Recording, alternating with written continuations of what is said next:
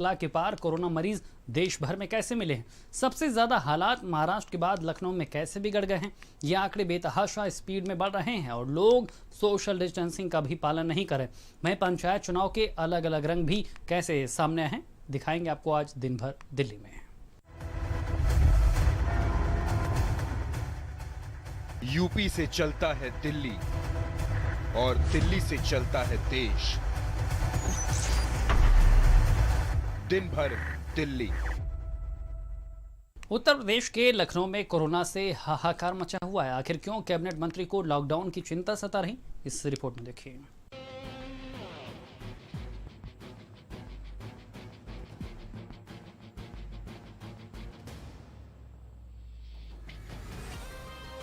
उत्तर प्रदेश में corona virus से हाहाकार मचा हुआ है। हर दिन कोरोना के नए मामलों का रिकॉर्ड टूट रहा है और सबसे बुरे हालात राजधानी लखनऊ के हैं। हालात ये हैं कि अब यहाँ लॉकडाउन का डर सताने लगा है। जहाँ एक और अस्पताल के बाहर मरीजों की लाइन लगी है, तो दूसरी ओर शमशान के बाहर भी अंतिम संस्कार के लिए लाइनें लगी हुई हैं।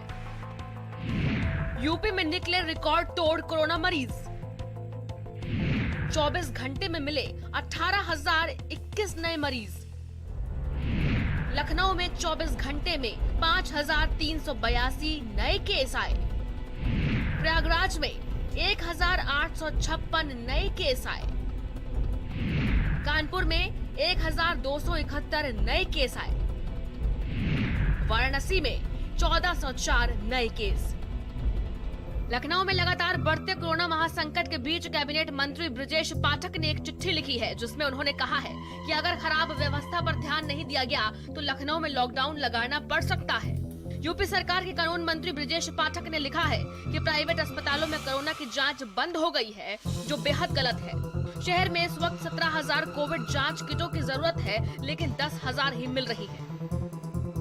शिकायत तो खैर उन्होंने ACS हमारे अपर मुख्य सचिव से किया है, परंतु सब मिला के हमारे आदेश जो हमने पहले पारित कर दिए थे, 50% एम्बुलेंस हमारे सभी जनपद में एम्बुलेंस की पर्याप्त मात्रा है, कहीं कोई दिक्कत नहीं हो रही है। 20% ऐसे होते हैं जिनको मैंने किसी तरह का चिकित्सा उपचार की आवश्यकता पड़ती है या चिकित्सीय भर्ती कराने की आवश्यकता पड़ती है। अन्यथा अब वो स्थिति जो 2-3 दिन पहले थी उतनी ज़्यादा खराब नहीं है। बेड्स की व्यवस्था हमारे पास है। न बेड की व्यवस्था है, न वेंटिलेटर की व्यवस्था है, न वैक्सीन की व्यवस्था है, न इलाज की व्यवस्था है। लोग तड़प रहे हैं, मर रहे हैं। पूरी तरह सरकार और सरकार की मशीनरी फेल हो चुकी है। उत्तर प्रदेश के कानून मंत्री भी कह रहे हैं कि यहाँ ना टेस्टिंग की व्यवस्था हो पा रही, ना बेड की व्यवस्था है, ना एम्बुलेंस की व्यवस्था है। वो फोन करते तो अधिकारी उनके फोन का जवाब तक नहीं देते। जब कानून मंत्री का हालत एक, तो आम जनता कैसे जूझ रही होगी? कोरोना घर घर में फैला हुआ, लोगों की मौतें हो रही हैं, शमशान घाट पे लाश की लाइन लगी हुई है, लेकिन उत्तर प्रदेश के मुख्यमंत्री जी चुनाव प्रचार में बिजी है। लखनऊ में हालात हद से ज्यादा बेकाबू हो गए हैं और लगातार कोरोना के मरीजों की मौतों का आंकड़ा भी बढ़ रहा है। और इस बात की तस्दीक लखनऊ में शमशान घाट पर होने वाले अंतिम संस्कार की संख्या बता रही है। देखिए बीते 2 दिनों में कुल कितने लोगों का अंतिम संस्कार किया गया है। शमशान में लगा शवों का जमावड़ा। कोरोना मृतकों की कल 77 शव जलाए गए। 2 शमशान घाटों पर जलाए गए सभी शव। सरकार द्वारा कोरोना से लड़ाई में समुचित व्यवस्थाएं की गई हैं और उन व्यवस्थाओं में निरंतर बढ़ोतरी भी की जा रही है। आज माननीय मुख्यमंत्री जी ने सुबह बैठक में सभी संबंधित विभागों और अधिकारियों को निर्देशित भी किया है कि प्रदेश में RT-PCR टेस्ट की संख्या बढ़ाई जाए। RT-PCR जो जैसे कुल टेस्ट लगभग 2 लाख से आसपास हो रहे हैं, उनमें से लगभग 97,000 लगभग 1 लाख RT-PCR टेस्ट हुए हैं। तो इसकी क्षमता को बढ़ाकर 1.5 लाख RT-PCR टेस्ट प्रतिदिन करने के उन्होंने निर्देश दिए और इस पे तेजी से काम भी चल रहा है। भारत सरकार की कई लैब हैं, उनका भी पूरी क्षमता के साथ उपयोग करने का उन्होंने निर्देश दिया है।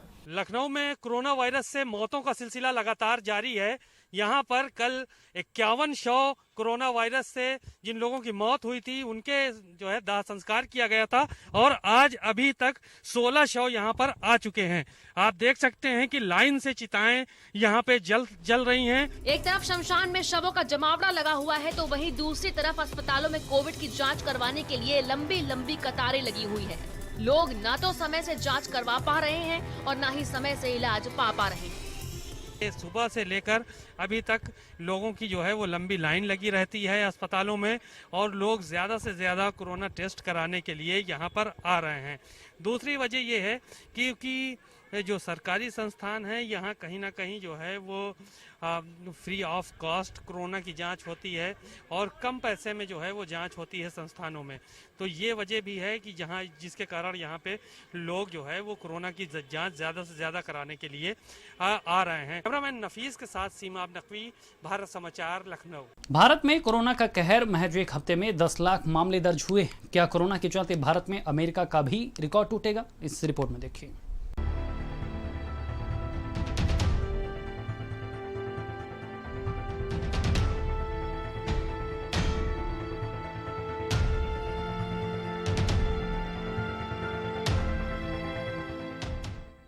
देश में कोरोना वायरस का कहर हर दिन के साथ बढ़ता जा रहा है। बीते दिन भी भारत में 1,61,000 के करीब नए केस दर्ज किए गए थे, जिसके बाद एक्टिव केसेस की संख्या 12 लाख के पार हो गई थी।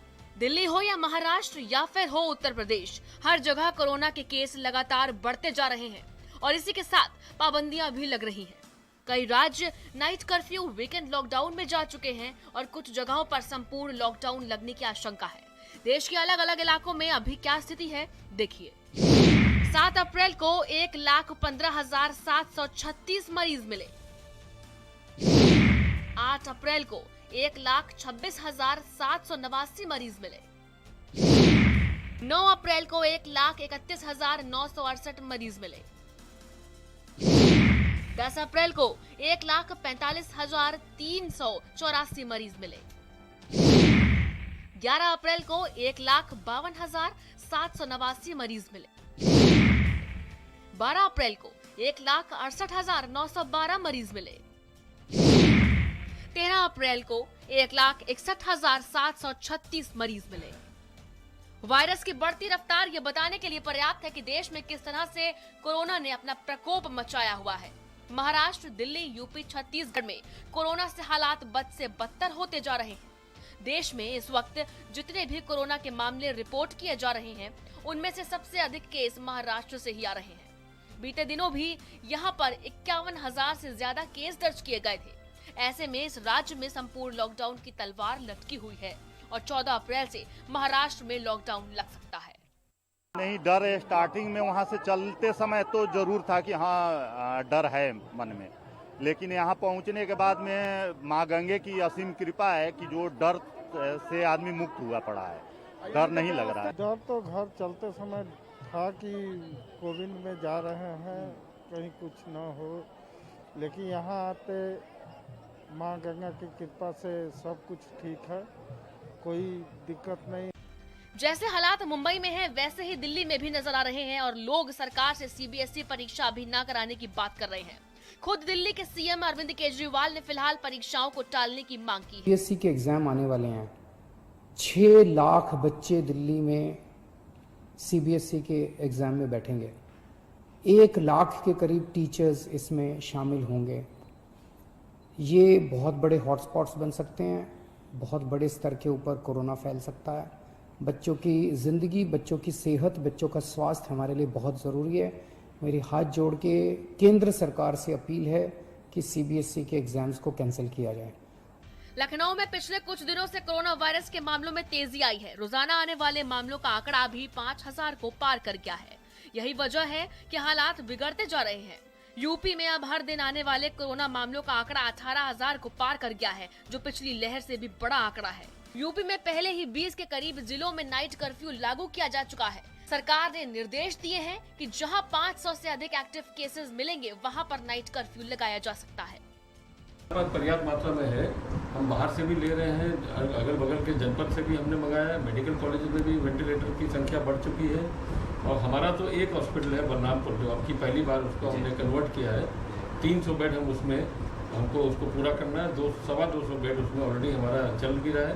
उसमें 25 वेंटिलेटर भी आ गए हैं और बाकी सुविधा भी है और उसको 40 वेंटिलेटर तक हम उसको पूरा करने जा रहे हैं। तो उसमें पेशेंट भी आ गए हैं।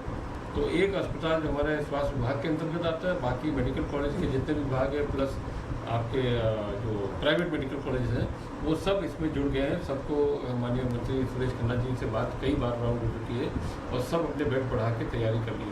देश में जिस तरह से कोरोना के हालात हैं, ऐसे में उत्तराखंड के हरिद्वार में करवाया जा रहा महाकुंभ और वहां से आने वाले श्रद्धालुओं की संख्या आने वाले समय में कोरोना की संख्या को और विकराल रूप दे सकती है। लेकिन न तो केंद्र सरकार और न ही राज्य सरकार इतने बड़े धार्मिक आयोजन पर कुछ भी बोलने से साफ बच रही है। वहीं कुंभ में आने वाले श्रद्धालुओं को कोई डर नहीं सता रहा है।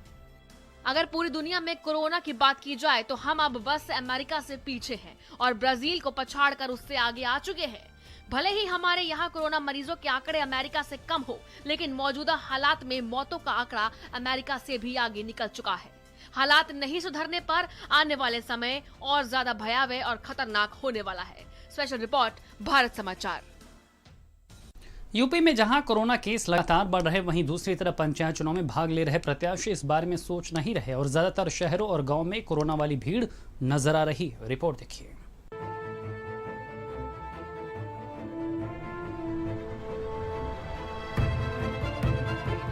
प्रदेश में एक तरफ कोरोना आंकड़े 18,000 के पार पहुंच गए हैं, तो वहीं दूसरी तरफ प्रदेश में पंचायत चुनाव भी चल रहे हैं और इसका असर ये दिखाई पड़ रहा है कि कहीं कहीं पंचायत चुनाव में भारी भीड़ देखने को मिल रही है, जिसका खामियाजा कोरोना महामारी के बढ़ते प्रकोप के रूप में दिखाई दे रहा है।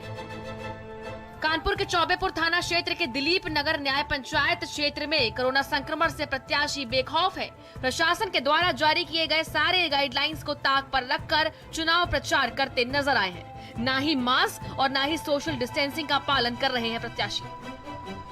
कौशाम्बी जिले में चौथे चरण में चुनाव होने हैं, लेकिन पंचायत चुनाव के प्रत्याशियों में ट्रेजरी जमा करने की होड़ मची हुई है और जिसका नतीजा ये है कि बैंकों के बाहर लंबी लंबी लाइनें लगी हुई थी, जिनमें सोशल डिस्टेंसिंग का भी पालन नहीं हो रहा था। बाराबंकी के निंदुरा ब्लॉक परिसर में कोरोना प्रोटोकॉल का पालन नहीं हुआ। ब्लॉक में तपती धूप में लोग नामांकन करने पहुंचे थे और कोविड के प्रोटोकॉल को भूल बैठे थे। मिर्जापुर में बीजेपी नेता पर्चा दाखिल करने पहुंचे थे तो उन्होंने आचार संहिता और कोरोना के नियमों दोनों की धज्जियां उड़ा डाली। वहीं पुलिस वाले नेताओं की जी हजूरी में लगे हुए थे। चंदौली में जिला पंचायत के नामांकन में लोगों की भारी भीड़ उमड़ी। कहीं भी कोरोना गाइडलाइंस और आचार संहिता का पालन होता नहीं दिखाई दिया। जहां सरकार की तरफ से 5 लोगों की अनुमति थी, तो वहीं प्रत्याशी सैकड़ों लोगों के साथ नामांकन करवाने पहुंचे थे। कोरोना से एक तरफ जहां कोहराम मचा हुआ है, तो वहीं दूसरी तरफ पंचायत चुनाव में भाग ले रहे प्रत्याशियों में कोरोना का डर जरा सा भी नजर नहीं आ रहा है और वो अपने साथ साथ दूसरों को भी खतरे में डाल रहे हैं। सर, अब की बार जो ये चुनाव लड़ा जा रहा है, तो क्या मानते हैं कितनी बड़ी प्रतिष्ठा दांव पे लगी है समाजवादी पार्टी की? चुनावों में प्रतिष्ठा से क्या मतलब है? ये चुनाव है, प्रतिष्ठा की बात अलग होती है। सब पार्टी अपने अपने कैंडिडेट लड़ा रही है, हम भी अपने कैंडिडेट लड़ा रहे हैं। उत्तर प्रदेश की जनता दुखी है और ख़ास तौर से देहात में अब पहला ये चुनाव है। निश्चित रूप से भारतीय जनता पार्टी को क्या कहें, ये तो समय बतलाएगा, लेकिन भारतीय जनता पार्टी को इस बार सोचना ज़रूर पड़ेगा कि उसकी नीति गलत है और उन नीतियों में सुधार करें। हम देख रहे हैं कि बहुत सारे लोग जो हैं कोविड के जो नियम है उनका पालन नहीं कर रहे हैं, लेकिन सरकार ये कह रही है कि हम इम्प्लीमेंट कराएंगे। नहीं, जहाँ ये चुनाव है वहाँ पूरा पालन हो रहा है। ये देहात बेस्ड चुनाव है, वहाँ सब पालन हो रहा है और वहाँ कोविड इतना है भी नहीं। और समाजवादी पार्टी ने 33 में से 28 अभी तक घोषित किए हैं, जिसमें 23 घोषित कर दिए और 5 में हमने फ्री छोड़ दिया है कि कोई लड़े, क्योंकि वहाँ हमारे प्रत्याशी सभी हमारे प्रत्याशी लड़ रहे हैं, तो जो जीत जाएगा वो हमारा है। 5 हमारे रह रहे हैं, वो भी हम 15 तक 16 तक घोषित कर देंगे। कैमरा सहयोगी सानू के साथ मैं नरेंद्र, भारत समाचार, मेरठ। पंचायत चुनाव में कई तरह के रंग देखने को मिल रहे हैं। कहीं प्रत्याशी नंगे पैर प्रचार कर रहे तो कहीं 2 फीट के प्रत्याशी मैदान में उतरे हुए। रिपोर्ट देखिए।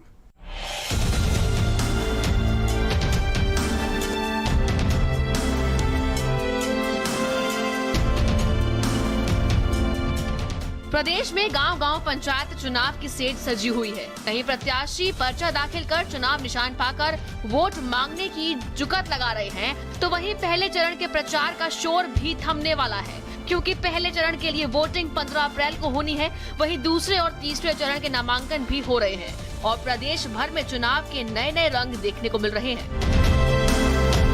फिरोजाबाद ब्लॉक में ग्राम पंचायत अंते की मैया से प्रधान सदस्य पद के लिए महज 2.5 फीट के राकेश अपना नामांकन करवाने पहुंचे थे। राकेश का कद छोटा था, जिस वजह से वो खिड़की से अपना नामांकन पत्र दाखिल नहीं कर पा रहे थे, तो अधिकारियों ने कमरे में बुलाकर नामांकन पत्र दाखिल करवाया।